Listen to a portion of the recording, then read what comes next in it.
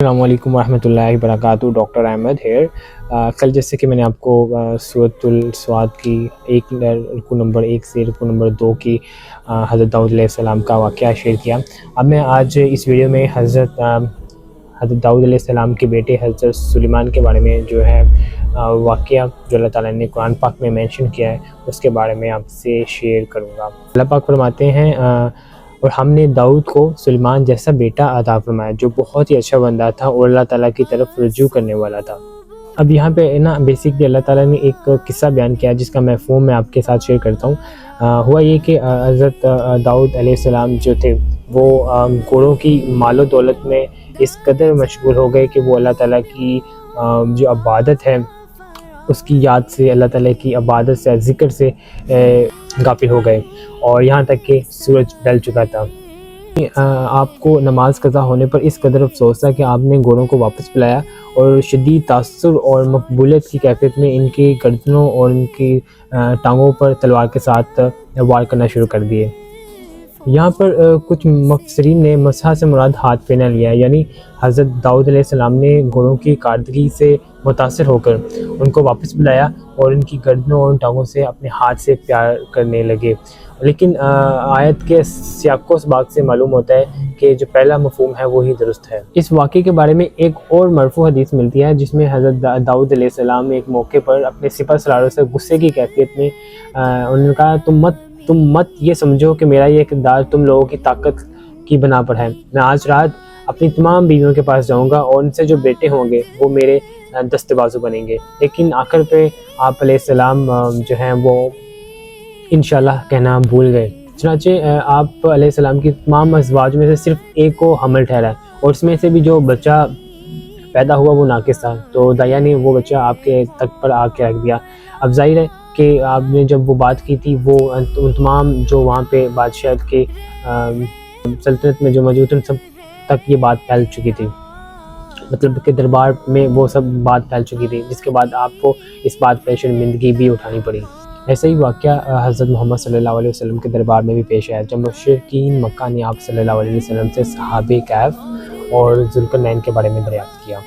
تو آپ صلی اللہ علیہ وسلم نے فرمایا کہ میں اس کے بارے میں آپ کو کل بتاؤں گا، لیکن آپ صلی اللہ علیہ وسلم انشاءاللہ کہنا بھول گئے. ظاہر ہے حضرت جبرائیل علیہ السلام آپ صلی اللہ علیہ وسلم کے پاس ہر روزانہ آتے تھے اور وحی دیا کرتے تھے، لیکن جب آپ نے انشاءاللہ کہنا بھول گئے تو کئی دنوں تک حضرت جبرائیل علیہ السلام آپ کے پاس نہیں آئے. ظاہر ہے یہ صورتحال آپ صلی اللہ علیہ وسلم کے لیے کافی تکلیف دہ تھی. ظاہر ہے مشرکین مکہ جو آپ صلی اللہ علیہ وسلم کے پاس آتے ہوں گے اور اس سوال کا مطالبہ کرتے ہوں گے اور ڈیفینیٹلی کہتے ہوں گے کہ آپ کے پاس اس کا جواب نہیں ہے، یہ ہے وہ ہے، ڈیفینیٹلی وہ یہ کہتے ہوں گے.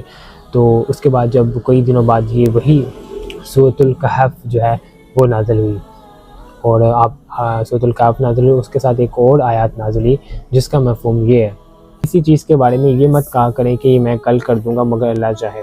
اپنے رب کو یاد کر لیا کریں جب آپ بھول جائیں، ہو سکتا ہے اللہ تعالیٰ آپ سے اس سے بہتر چیز کی رہنمائی کر دے. بہرحال حضرت سلیمان علیہ السلام جو ہے وہ انشاءاللہ کہنا بھول گئے. روایت میں یہ بھی آتا ہے کہ فرشتے نے حضرت سلیمان علیہ السلام کو کئی بار یاد کرانے کی بھی کوشش کی، لیکن آپ جذباتی کیفیت کی صورت میں اس کا اہتمام نہ کر سکے. لیکن اس کے بعد حضرت سلیمان علیہ السلام نے اللہ تعالیٰ کی طرف رجوع فرمایا. چنانچہ اللہ تعالیٰ نے آپ علیہ السلام کی دعا قبول فرمائی اور اللہ تعالیٰ نے آپ کی یہ دعا قبول فرماتے ہوئے آپ کو جنوں، پرندوں اور ہواؤں پر بھی قوت عطا فرما دی، اور ایسی قوت جو آپ کے بعد کسی اور کو نصیب نہیں ہوئی. اور ہوا کے چلنے کا رخ متعین کرنا بھی آپ کے اختیارات میں تھا ماشاءاللہ. چنانچہ وہاں آپ کی مرضی سے آپ کو اور آپ کے سفیروں کو خشکی اور سمندروں کی مسافتیں طے کراتی تھی. حضرت سلیمان کے حکم سے یہ جنات بڑی بڑی عمارتیں بناتے تھے اور سمندر کی تہہ سے موتی اور دیگر اشیاء نکالتے تھے. اور یعنی کچھ جنات جو تھے وہ جنات کو تو آپ نے کام پر لگایا ہوتا تھا، جبکہ بعض دوسروں کو زنجیروں میں باندھ کر رکھا جاتا تھا کہ کہیں اچانک ضرورت پڑنے پر ان سے کام لیا جائے. فرمایا جا رہا ہے کہ ہم نے سلیمان علیہ السلام سے کہہ دیا تھا کہ ہم نے جو نعمتیں تمہیں عطا کر رکھی ہیں اس میں سے جو کچھ چاہو لوگوں کو تقسیم کرو، اور جو کو چاہو اپنے پاس رکھو، نیز جس کو چاہو نہ دو، اس معاملے میں آپ سے کوئی حساب کتاب نہیں لیا جائے گا۔ تو یہ اللہ تعالیٰ نے سیم ٹو سیم یہی چیز جس کا میں نے آپ کے ساتھ مفہوم شیئر کیا، وہ اللہ تعالیٰ نے اپنی آیات میں بھی شیئر کیا ہے۔ اس کے علاوہ جو جنات تھے وہ آپ کے حضرت سلمان کے حکم سے جو ہے عمارتیں بناتے تھے، اور غوطہ خوروں کو بھی آپ نے سمندروں میں غوطے بھی لگاتے تھے، آپ کے لیے موتی جو ہے وہ تلاش کر کے لایا کرتے تھے۔ اس رکوع کی آخری آیات میں اللہ تعالیٰ فرماتے ہیں کہ جب بھی سلمان ہمارے پاس واپس لوٹ کر آئیں گے تو ان کے لیے ہمارے پاس بلند و بالا انعامات سے انہیں نوازا جائے گا۔ اس کے بعد جو ہے ہمارے پاس واقعہ حضرت ایوب علیہ السلام کا واقعہ جو ہے وہ سٹارٹ ہو جاتا ہے، جو کہ میں آپ کے ساتھ in the next video I will share to you. آج کا جو ویڈیو میں نے آپ کے ساتھ حضرت سلمان علیہ السلام کا سارا جو واقعہ وہ شیئر کیا۔ I hope this video is helpful for you, see in the next video.